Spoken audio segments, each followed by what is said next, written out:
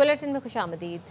Senate से मंजूरी के बाद आला अदलिया के रद्द-ए-अमल पर 27वीं आईनी तरमीम में तब्दीली पर गौर।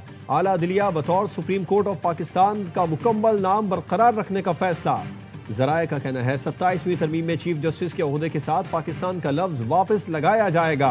27वीं तरमीम में चीफ जस्टिस के ओहदे के साथ पाकिस्तान का लफ्ज मौजूद नहीं था। चेयरमैन PTI बैरिस्टर गौहर ने भी गुज़िश्ता रोज कौमी असम्बली में चीफ जस्टिस ऑफ पाकिस्तान का ओहदा खत्म होने की निशानदही की थी। हुकूमत का आर्टिकल 6 के क्लॉज 2 में तब्दीली का फैसला। आईनी अदालत के लफ्ज का इजाफा किया जाएगा। आर्टिकल 6 के क्लॉज 2 के तहत संगीन गद्दारी का अमल किसी भी अदालत के जरिए जायज करार नहीं दिया जा सकेगा।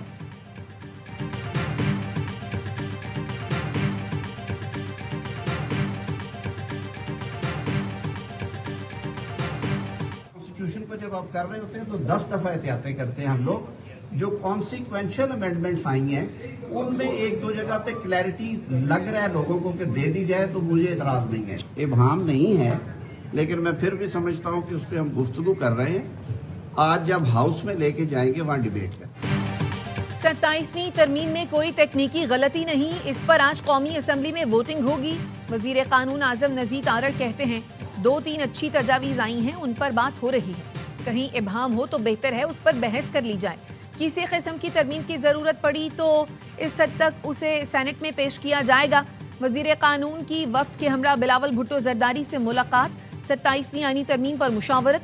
बिलावल भुट्टो की जेर सदारत पीपल्स पार्टी की पार्लिमानी पार्टी का इजलास। आईनी तरमीम को वोट देने की मंजूरी दे दी। अरकान कौमी असम्बली को पार्लियामेंट हाउस में रहने की हिदायत। बिलावल भुट्टो ने कहा 27वीं तरमीम से आईन बालादस्त होगा। पीपल्स पार्टी सूबाई खुद मुख्तारी पर कभी समझौता नहीं करेगी। वोटर्स को किसी सूरत मायूस नहीं करेगी।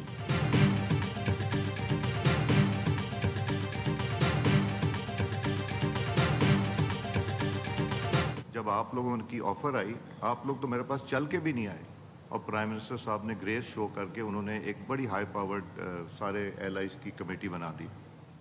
उस कमेटी की मीटिंग्स हुई, 3 मीटिंग हुई। इस साइड से उस कमेटी का बॉयकॉट नहीं किया गया, इस साइड से हुआ। स्पीकर कौमी असम्बली ने अपोजिशन को फिर मुज़ाकरात की दावत दे दी। सरदार अयाज सादिक ने कहा वजीर आजम ने ऐवान में खड़े होकर मुज़ाकरात की पेशकश की। 3 इजलास हुए, आपने बॉयकॉट किया। मेरा काम सहूलतकारी करना है, मुज़ाकरात की मेज पर आए। बैरिस्टर गौहर बोले मुज़ाकरात से कभी इनकार नहीं किया। 26 नवंबर के बाद सूरत हाल तब्दील हुई, हमारे अरकान को उठाया गया। हम पाकिस्तान का साथ थे और हैं और रहेंगे। महमूद अचकजई ने कहा आपसे बात नहीं हो सकती, आप हकीकी नुमाइंदे नहीं। स्पीकर ने जवाब दिया आप कैसे कह सकते हैं हम हकीकी नुमाइंदे नहीं, मैंने आपके लीडर को 2 बार हराया, मेरे खिलाफ कोई पिटीशन भी नहीं।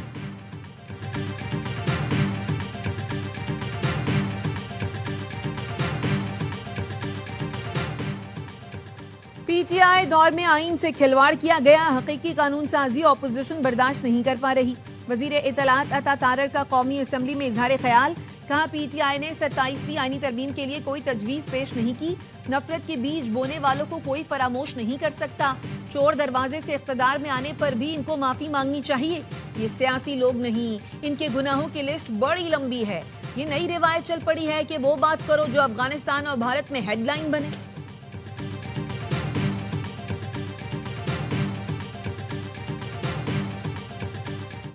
कौमी असम्बली के इजलास में 27वीं आईनी तरमीम पर बहस जारी है। MQM के रहनुमा फारूक सत्तार ने कहा सारे इख्तियारात और इस्तिस्ना ले लें, 30 शहरों में ज़ोहरान ममदानी दे दें।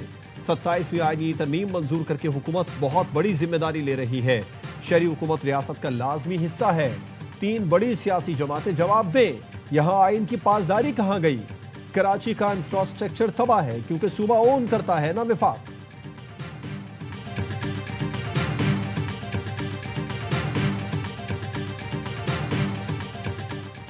इस्लामाबाद में जजों की तकर्री के लिए एग्जीक्यूटिव की अदलिया से मुशावरत लाजमी करार। इस्लामाबाद हाई कोर्ट के जस्टिस बाबर सत्तार ने 73 सफ़ात पर मुश्तमिल फैसला जारी कर दिया।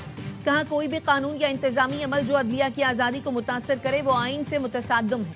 जजेस तकर्री या बरतरफी पर विफाकी हुकूमत इस्लामाबाद हाई कोर्ट से मुशावरत के बाद इख्तियारात इस्तेमाल करे।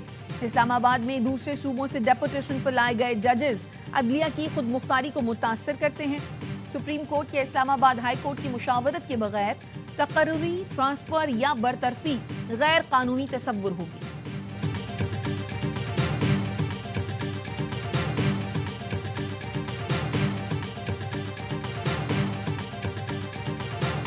दहशतगर्दों ने पहले स्टूडेंट्स को यरगमाल बनाने की कोशिश की, लेकिन अल्हम्दुलिल्लाह फोर्सेस की बरवक्त कार्रवाई से हमने उनके मज़मूम मकासद को खाक में मिला दिया। सबसे पहले हमने स्टूडेंट्स को महफूज बनाने की कोशिश की, जिसमें हमने दहशतगर्दों को पहले एक मखसूस ब्लॉक तक महदूद किया। कैडेट कॉलेज वाना पर हमलावर, तमाम खवारिज जहन्नुम वासिल। खुदकुश हमलावर के अलावा 4 दीगर खारजी मारे गए। फील्ड मार्शल सैयद आसिम मुनीर ने लम्हा बलम्हा वाना ऑपरेशन पर नजर रखी। हिदायत की कौम के मेमार हमारा सरमाया है, उन पर हरगिज आंच न आने पाए। Operation commander colonel Mohammad Tahir कहते हैं 10 नवंबर को 5 अफगान खवारिज ने कैडेट कॉलेज पर हमला किया, बच्चों को यरगमाल बनाने की कोशिश की। सिक्योरिटी फोर्सेज ने खवारिज के मजमूम अज़ाइम को नाकाम बनाया। दहशतगर्दों को मखसूस ब्लॉक में महदूद करके तालिब इल्मों की हिफाजत यकीनी बनाई। दहशतगर्दी के खिलाफ कैडेट कॉलेज वाना के असातिज़ा और कैडेट्स के हौसले बुलंद। कहा, हमें मालूम था कि हमला तालीम के दुश्मनों ने किया है। पाक फौज के जवान 24 घंटे डट कर खड़े रहे। अमन और तालीम के दुश्मन कभी कामयाब नहीं होंगे।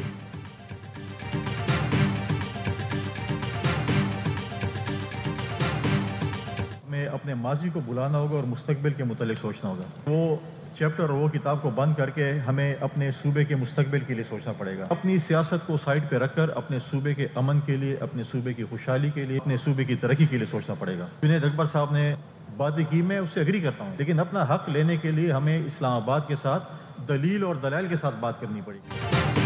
खैबर पख्तूनख्वा असम्बली में अमन जरगा, छोटी बड़ी 30 सियासी जमातों की शिरकत। गवर्नर KP फैसल करीम कुंडी ने कहा, हमें माजी भुलाकर मुस्तकबिल के बारे में सोचना होगा।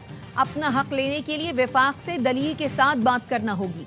सूबे की खातिर सियासी वाबस्तगी को एक तरफ रखना होगा। जब तक हम मिलकर काम नहीं करेंगे, कामयाब नहीं हो सकते। वजीर आला सुहेल आफरीदी बोले, अमन के लिए सूबाई हुकूमत हर मुमकिन इक़दाम करेगी। सबको साथ बैठाकर पॉलिसी बनाई जाए तो वो काबिल कबूल होगी। शॉर्ट टर्म के बजाय पायदार अमन के लिए ठोस इक़दाम किए जाएं।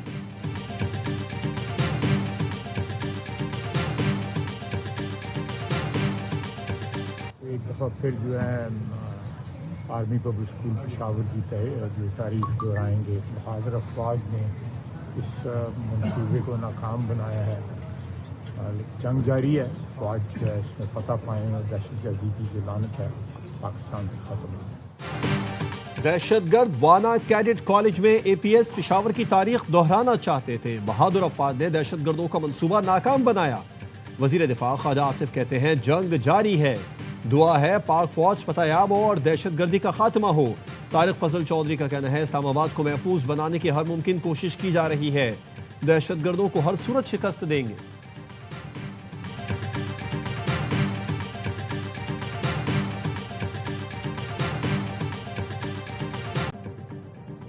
आस्ताब शिकन मैच का सनसनीखेज इख्तिताम। वनडे सीरीज का पहला मार्का पाकिस्तान के नाम। रावलपिंडी में श्रीलंका को 6 रन से शिकस्त। 300 रन हदफ के ताकुब में मेहमान टीम 9 विकेटों पर 293 रन बना सकी। हारिस रऊफ के 4 शिकार, नसीम शाह और फहीम अशरफ की 2-2 विकेटें। पाकिस्तान ने पहले खेलकर 299 रन स्कोर किए। 95 रन पर 4 विकेटें गिरने के बाद सलमान आगा और हुसैन तलत ने टीम को मुश्किलात से निकाला। 5वीं विकेट के लिए 138 रन की शराकत बनी। सलमान आगा 105 रन पर काबिल शिकस्त रहे। हुसैन तलत ने कैरियर बेस्ट 62 रन स्कोर किए। मोहम्मद नवाज 23 गेंदों पर 36 रन पर नॉट आउट रहे। सीरीज के तमाम मैचेस देखिए ए स्पोर्ट्स पर बराह रास्त।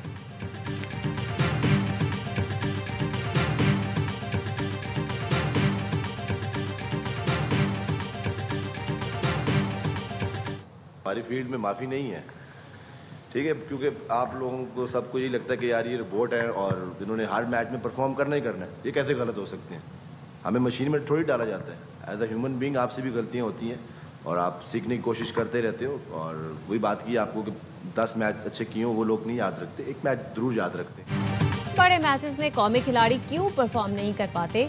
एशिया कप फाइनल की परफॉर्मेंस के सवाल पर कौमी फास्ट बॉलर हारिस रऊफ बुरा मान गए।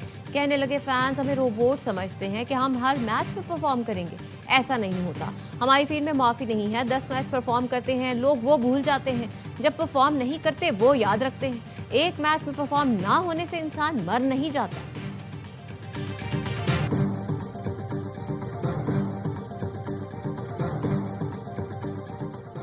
और पाकिस्तान शाहीन्स की टीम इरफान खान नियाजी की क़यादत में राइजिंग एशिया कप में शिरकत के लिए दोहा रवाना। 8 मुल्की टूर्नामेंट का आगाज 14 नवंबर से होगा।